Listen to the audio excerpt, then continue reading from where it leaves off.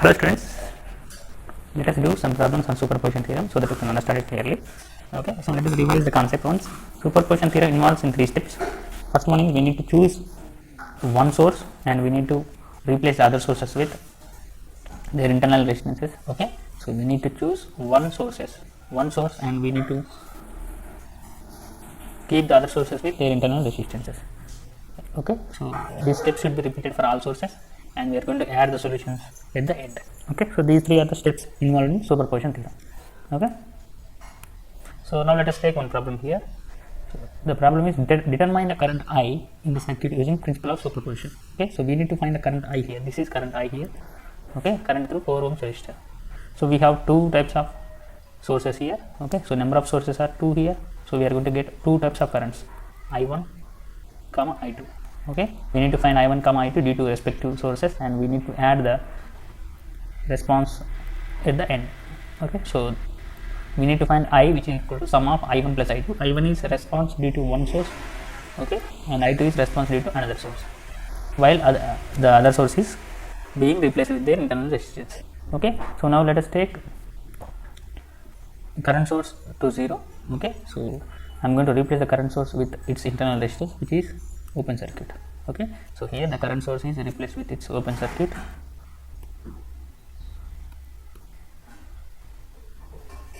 Okay, here you can see the current source, 2 amps current source is replaced with the open circuit. Okay, this is the internal resistance of current source. Now we need to find the current, that is I1. Okay, so let us say I1 is current due to 12 volts source. Okay, so I1 is current due to 12 volt source here. Okay, let us find I1. So you can find I1 simply because it is a series circuit. Okay, you have a voltage source, you have 3 resistors connected in series, so I1 will become voltage source 12 by sum of series resistors, that is 5 plus 2 plus 4. Okay, so what is this? 12 by 11, right? Yes, it is 12 by 11 amperes. I1 is 12 by 11 amperes. So we have obtained current due to one source. We need to find the current due to another source, that is 2 amperes. Okay, so I1 is 12 by 11 amperes. Remember that. Now we have to find the response due to 2 amps source. Okay, so that is possible when I replace the other source with its internal resistance. Okay, so here we have a voltage source of 12 volts. So because I am performing with respect to 2 amp source, I am going to replace the 12 volt source with short circuit. This is short circuit. Okay, so let us find current I2. Okay, I2 is current due to I2 is current due to 2 amps source. Okay, so I2 is current due to 2 amps source here. So we need to find I2 here. So it means this is I2 flowing in this direction and this is current in 5 amps. So let us say it as I3. This is about 2 amps. 2 amperes is dividing here. So let us apply current division rule here. So I2 will be equal to 2 amperes total current into opposite resistance, that is 5 ohms by total resistance, that is 4 plus 2 plus 5. 4 plus 2 plus 5. Okay, so that will be 10 by 11, I think. Okay, so this is I2 here. So we have obtained the responses due to each source here. So I2 is 10 by 11, I1 is 12 by 11 amperes. Okay, so now we need to add both the responses, that is I equal to I1 plus I2 here. Okay, so I1 is 12 by 11 plus I2 is 10 by 11, that will be 22 by 11, that is 2 amperes. So the current due to both the sources is 2 amperes. Okay, so this is how you are going to find using superposition theorem. Okay, so let us take another problem. So here is one more problem. So use the superposition theorem to find the current I in the circuit shown. Okay, so we need to find this current I here. Okay, so we need to find this current I. Okay, so we have 3 sources. So let us write what are the sources we have. So number of sources are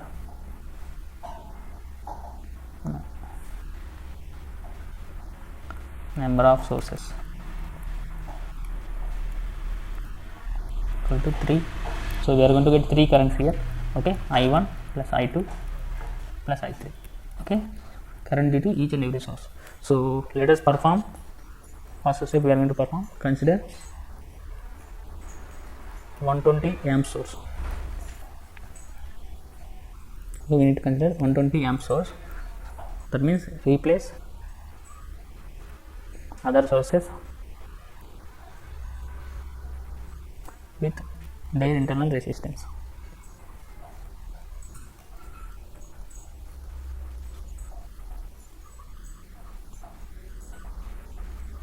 Okay, so I am going to draw the circuit here.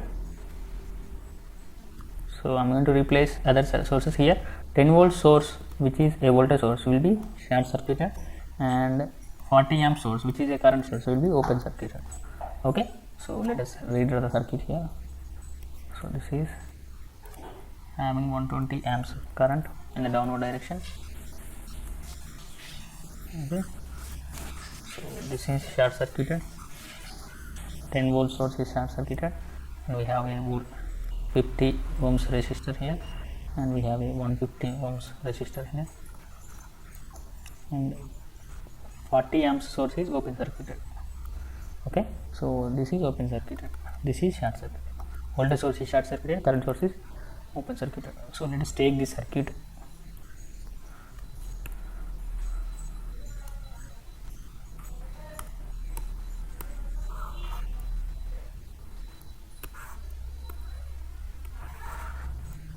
Okay, so let us find current due to 120 amps. So we need to find this current, right? So let us assume this as I1. Okay, so I1 is current due to 120 amps source.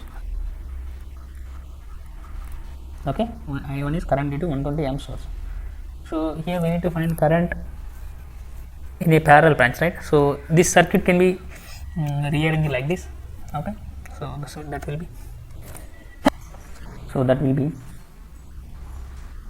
here. This is 120 amperes of current source. Okay, so here we have two resistors connected in parallel, 50 and 150. So we need to find this current I1. This current I1. Okay, so here 120 amps is coming like this. So if you apply KCL at this node A, let us assume this as current leaving the node, that is I2, IA, let us assume it as IA. Okay, so that will be just like a current division rule. Okay, so we can find the current leaving the node. That means we can find this current flowing in this direction by applying current division rule. So because current source is coming into the node, so the current must leave the node. Okay, so we can find the current through 150 ohms resistor, which is opposite to our I1. This is what I mean. Okay, we can find current through 150 ohms resistor, that is I150. This is I150, which is opposite to our required current I1. Okay, if you find I150 can be found using current division rule. So that is 120 into opposite resistor is 50. The total resistor is 50 plus 150. I hope you are following me, right? So 120 into 50 by 200, it will be how much? 30. Okay, so this I150 is opposite to our required current, that is minus I1. So that will be I1 will be equal to minus 30 amperes.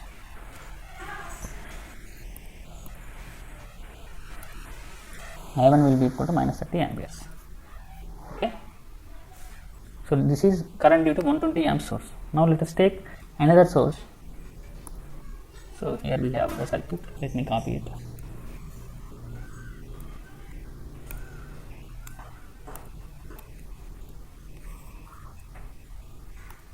So here we are going to replace, we are going to consider, so let us consider 10 volt source here. That means I am going to replace 120 amp source with open circuit and 40 amp source with open circuit because they are current sources. Okay, so I am going to redraw the circuit. So this will be open circuit. This is 50 ohms. So here we are using minus plus 10 volts. This is 150. So this is open circuit. So we need to find this current, right? So let us assume I2 as current due to 10 volt source. Okay, so this is I2. So we need to find I2 here. So you can simply find I2 because you can simply rearrange this diagram. So that will become like this. 10 volt source. You will have two resistors connected in series. So this is what it means. This is 150. This is 50. So you need to find this current I2. Okay, so you can find the current I2, which is equal to voltage by two resistors R1 plus R2. Voltage is 10 volts because the current will leave the positive terminal, so we will consider it as positive current. 10 by 50 plus 150, that will be 10 by 200, which is equal to 1 by 20, which is equal to 50 milliamps. Okay, the current due to 10 volts source is 50 milliamps. Milli means 1 by 20 is nothing but 0.05. So if you rearrange this, that will be 50 into 10 power minus 3. So in place of minus 3, I have replaced with milliamperes. Okay, so this is current due to our 10 volts source. Okay, this is I2. So we have obtained I1 as minus 30, and now I2 is 50 milliamps positive. I1 is minus 30 amperes. So let us find I3, which is current due to 40 amp source. Okay, so let us take this circuit again.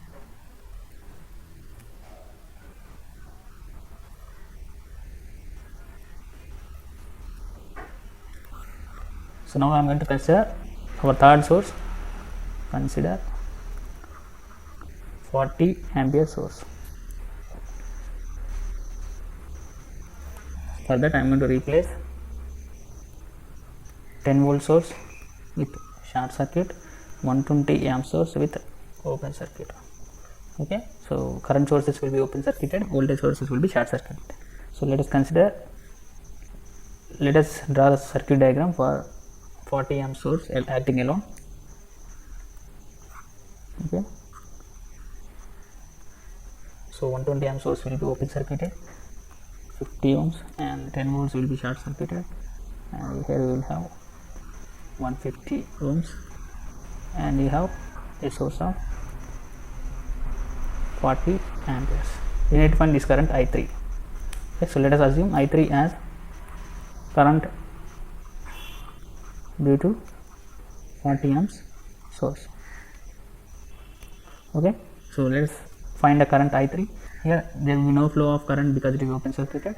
Okay, so 40 amps current will divide here. So let us apply current division rule. You can simply apply current division rule. I3 can be written as total current I into opposite resistance. For here I3 is flowing in 50 ohms resistor, so opposite resistance will be 150 by total resistance 50 plus 150. Okay, so that will be 40 into 50 by 200. Okay, so that is just like 1 by 4, 10 amps. Okay, so here we have I3 as 10 amperes. So we have got I2 as 50 milliamperes and I1 as minus 30 amperes. So you need to add all these currents so that you can obtain the current due to all the sources acting at once. Okay, so that will be I1 plus I2 plus I3. Okay, so I1 is minus 30 amperes plus I2 is 50 milliamperes plus I3 is 10 amperes. That will be just like minus 20 minus. So it is almost equal to minus 20 amperes because 50 milliamps is very negligible. Okay, so that is almost equal to minus 20 amperes here. Okay, so you can also substitute it from 50 milliamps also. So this is about superposition theorem. Thank you.